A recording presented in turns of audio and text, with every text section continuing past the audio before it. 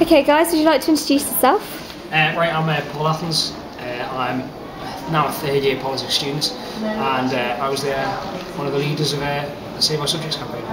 Yeah, my name's Josh Wright. I'm a third year history and politics student, and I was a member of the SOS campaign with Mr. Athens. So do you want to tell us how the campaign came about in the first place? Right, okay, well it started off originally with my head of school, which is the School of Politics and Communication Studies, got the news of the potential closures, and as my capacity as a student rep within the department, emailed me so that the other students could be informed, because the university wasn't going to inform the students themselves. When I found out about that, I met up with some other we sent out a Facebook group. We set up a Facebook group, sent out a Facebook message, and then got a meeting the next day, in fact on the Saturday, which then Josh came in and we got the guild involved in at that point as well. And then kind of just branched out from there. Yeah, I mean there was 20 or so of us that turned up to the original meeting in the library, and from that there was a small group of us, 4 or 5 of us that really obviously wanted to make a difference and cared about it, and we kind of rose to the top, so to speak, took it by the horns and got on with it really. So how quickly did the campaign emerge? Well, within days. I mean, we found out about 5 days these closures, which was, and what our original understanding was that the closures were getting discussed and decided on the following Wednesday. As it happened, that was just the discussion before a discussion kind of thing. But anyway, so that was going to be on the Wednesday, and we found out on the Friday. And by the Wednesday, we managed to not only get media coverage in all the local newspapers, plus make some national media, but we also managed to get a 600 plus bodied protest going outside the Senate meeting in opposition to the closures. Yeah. So what kind of people got involved? Well, there's all those that studied the subjects involved and the disciplines, so those from politics, philosophy, statistics, engineering felt it was threatened at the time as well. And there was many members from the local community as well that were disgusted by the proposed closure plans. But that was just a call. I mean, they were the ones who helped us out the most and got involved the most. But then on top of that, I mean, at the protest, there was people from all disciplines across the university. Those who felt that either maybe their subject was next, or simply felt that these disciplines were disciplines that should be taught at this university, and the university would be weaker if they weren't. How do you think? What was the most successful way of building momentum? Media. The media. Obviously student-wise was the use of Facebook. We had a big Facebook group that in the end ended with 300 plus. Over 3,000. Over 3,000. I forget how big it was. Yeah, so over 3,000 members. So it was so easy to contact people in an instant, really. And the fact that people, their degrees in essence were threatened. So they had a right to care, and they did.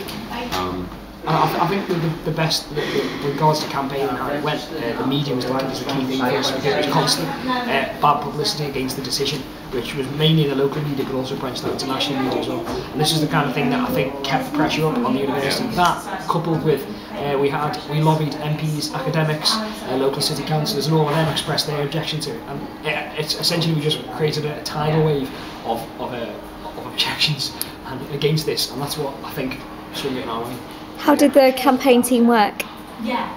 Essentially, it started off quite big, and then gradually as people decided, I can't bother doing this, it dwindled down to very few of us. I was like de facto leader kind of thing, and Josh was de facto writer. And so, we spent many a day in the office, just the two of us, where I'd sit on the phone speaking to the media, coming up with some sort of process, while Josh sat there thinking up exactly our stance and everything, writing all the key documents there. The key to it was knowledge as well as information. We had many lines, obviously, with the guild, right through the all the departments. We knew our stuff pretty much, and the key with this campaign is very specific because of the intensity and the fact they had a specific goal that had to be reached within 6 to 8 weeks. So it wasn't a campaign that we could run for 2 years, and if it was that kind of campaign, it would have been run differently, I think. The intensity was the key. We had a 3-4 week period where we just had to be working hard, and it was us two and a few others for 3 weeks, basically solid 9 till 10 in the evening. What was the role of the student union involved in the campaign? The student union was key, as it gave us a good ground in exactly what we could do. I mean, at its most basic level, it gave us a room to work out of. And at its most advanced level, it gave us, because none of us had the capacity to get in touch with the Vice Chancellor, to get into Senate and stuff like that. The union was vital. So the union has the knowledge of the lines of how you go about, how you approach the topic, what line, who you need to talk to, what you need to say, what you can and can't say, the right way to do things. Obviously they had to be separate from some of the issues because the other things are the wider student body, and they obviously have direct links with the university, so they had to be careful. But no, it was wider support really. It would have been very difficult without them because they have the knowledge, the union, that we simply didn't have. So what was the best part of the campaign?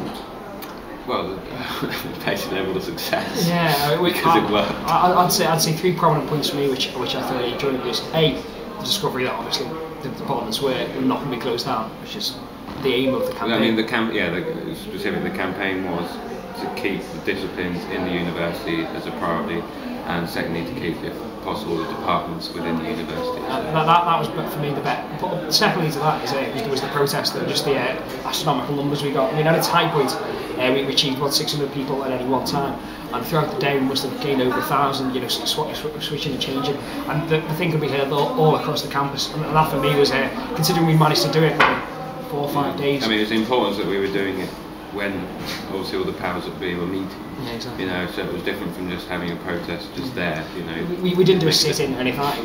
It was literally just at that time, because of the short space of time, we felt that there was no other option. It was the only way to express at that point, the Vice Chancellor then realised that the students did care and cared deeply, and from that point it was enough.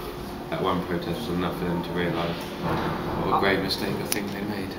Excellent. All right. Thank you, Josh and Paul, and thank you for giving us your time.